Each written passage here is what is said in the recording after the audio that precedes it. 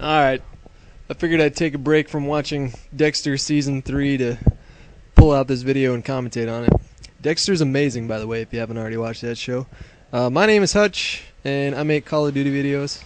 That's kind of been my patented intro that I've been using these days. And today I got a game of Team Deathmatch on Quarry, playing Modern Warfare 2. I got the Intervention with the Blue Tiger, which doesn't mean anything. I got Sleight of Hand Pro on, I got Stopping Power Pro on, and I can't remember my third perk. It's either Steady Aim or Ninja. And by the time you're watching this, hopefully Machinima posted it in the order that I intended it to be, but if they didn't, it's not their fault. But in a video that I recorded commentary on a couple days ago that's probably posted by now, I went over the ins and outs of why I think this weapon is useful and what's a good secondary weapon and what are good perks and stuff like that. But today I kind of want to talk about general tactics in Team Deathmatch that should help you out.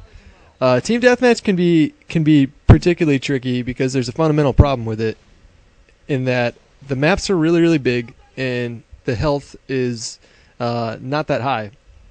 And to my knowledge, they didn't reduce the health from Call of Duty 4. They just kind of beefed up the weaponry. So I find in this game you're dying a lot quicker than you were in COD 4. The reason I'm not talking about Call of Duty World at War right now is because I kind of focus on Infinity Ward Call of Duties because I think they're the only good ones. But the fundamental problem with Team Deathmatch is that there's no objective. And when you have a big map like Quarry, I mean, it's not huge, but it's pretty big. The problem that you can run into is that whoa, what happened there? How the hell did I just rush those guys? That's the other thing. In Mercenary Team Deathmatch, you're not gonna be paired up against a lot of pro players. The reason I like to pick this is because sometimes when I'm not playing in parties, I really don't feel like joining a domination game and getting stomped on by a party while I'm playing with a bunch of random teammates. But what I was saying about Team Deathmatch is that there's a lot of camping that goes on. So you kind of have to be. If you really want a good kill-death ratio, and I say that because in Team Deathmatch it's all about your kill-death ratio. You can do just as much for your team if you're not dying than if you're getting kills. Not dying is just as important as getting kills. So I tend to play it a little bit more cautious in Team Deathmatch, but by the same token, I don't camp too much. I'll try and do laps around the map is what I like to do. So as you can see on a map like this, there's a big central point in that little building right there. And what I like to do is try and do my best to stay away from the central points and do laps around the skirts of the map. And if I come across a cluster of bad guys, then I kind of take in the scenery for a minute, decide what the best option for me is, and then go from there. But Call of Duty, if you're playing this game, is almost like a game of chess. And for those of you chess players out there, got respect for you. I love that game. I used to play that game quite a bit. In chess, there's three main parts of the game. There's the middle. There's the opening, the middle game, and the end game. So along those lines, in Team Deathmatch, and in any game type really, the opening is all about running a certain route. So for each map that I play, I like to maybe take 2 or 3 routes and use those pretty much every single time. And the point of a route is to get in a position where you can engage the other team and at the same time not be vulnerable to yourself to things like placement grenades and things like that. And the middle game is totally unpredictable. It all depends on how the other team posts up, where your teammates are in relation to where you are. So it's wildly unpredictable. That's why in Team Deathmatch, and it also depends on the map too, because some maps really lend themselves to camping. And I'm finding that in Team Deathmatch, this map in particular, a lot of camping goes on because there's a lot of buildings. And anytime that you have a lot of buildings or a lot of spots where you can hole up, then inevitably in a game like Mercenary Team Deathmatch, you're going to run into a lot of camping. And the end game is all about trying to either pick yourself up if you're lagging in score, or see if you can maintain a lead if you have the lead. Pretty self-explanatory. My secondary weapons here are the Akimbo Model 1887s, and there are some definite positives to using the Akimbo Model 1887s, and the biggest one is that the range on it is incredible. It has about the same range that the shotguns did in Call of Duty 2. In Call of Duty 2, the shotguns were sort of overpowered, as well as the snipers, because they had an insane amount of range. The drawback to using the Model 1887s is that the reload time can be kind of a pain in the ass.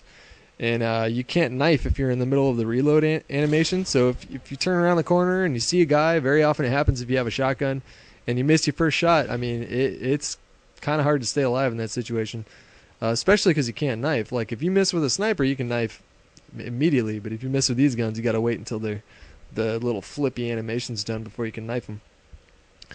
So that's why on big maps I like to use these kind of guns. So Quarry's pretty big map. You know, there's a lot of buildings, but there's also a lot of open space. So yeah, in smaller close quarters maps, I like to, ironically, considering that I'm using a shotgun here, ironically on the smaller maps, I like to use the Akimbo Magnums, the sidearms. The reason I don't use the machine pistols or any other secondary is because it takes a second when you press Y for the animation to pop up for your gun to come out. Whereas with a handgun like a Magnum, the animation's almost immediate. So if you get in a sticky situation like this one here, if I would have missed the guy, kind of would have been screwed. But I didn't. But if you have the Magnums, if you press Y, the gun comes out just like that, and you're good to go. So what else can I say? I mean, like, I've been getting a lot of questions lately about, you know, I'll talk loosely and specifically sometimes about certain tactics that I feel are lend themselves to sniping in this game. One of them being aggression. I think a talented sniper that can not just hole up in one spot, that can actually be mobile to engage an enemy team, but at the same time not do it from way far off from a distance. I feel like those guys are dangerous, you know, and I try to be one of those guys. And so, you know, I'm not a professional at this game. I don't want people to think that I'm giving off the impression that you know, I'm a pro player and that I do tournaments, things like that. I've tried playing game battles and done competitive stuff like that, and to varying degrees of success. But the fact of the matter is that I just don't have fun doing it. Some people do have fun doing it, and they really thrive and do well in that kind of competitive environment, but I found that wasn't the case for me. So I decided to stick to casual gaming. But on the same note, I have a lot of experience in Call of Duty and the series in general, and so I feel like I can contribute a thing or two to maybe the up-and-coming snipers out there in YouTube land. So yeah, I play this game for fun. And, you know, when I buy a video game, normally people buy them because they want to have fun with them, right? So that's what I try and do. But I had a lot of people asking me, you know, like, what are your tips for actually, like, having better aim? And I don't go for no scopes often, because the scope comes up so quick in this game that you don't really have to. And at the same time, no scopes are very unreliable in Call of Duty. They'll shoot in a random point within the crosshair.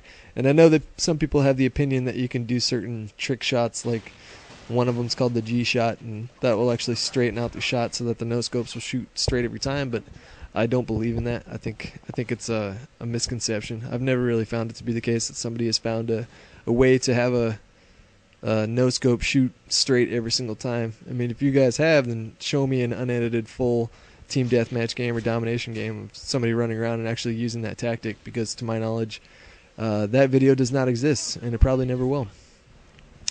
But one tip that I can give you that might help you out is to actually use your reticule. Like, when you're not zoomed in, you see how you have these little crosshairs, right? You have a little point on the top and the bottom and the left and the right.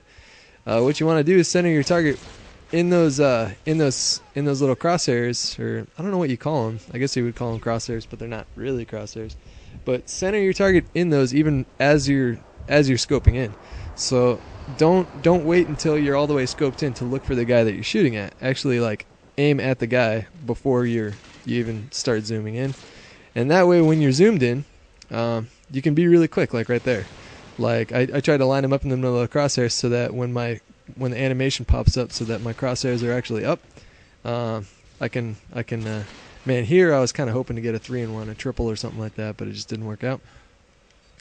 So that's my tip right there. If you guys have any other questions, that's my question of the day for you guys right now. If you have any other questions that you would like me to address in terms of how to improve as a sniper, feel free to leave that in the comments form right here, or any other question that you might have. If you like videos like these, go ahead and check out my channel. It's right there on the screen. Thanks again to Machinima for posting my videos here. I'm going to go watch Dexter.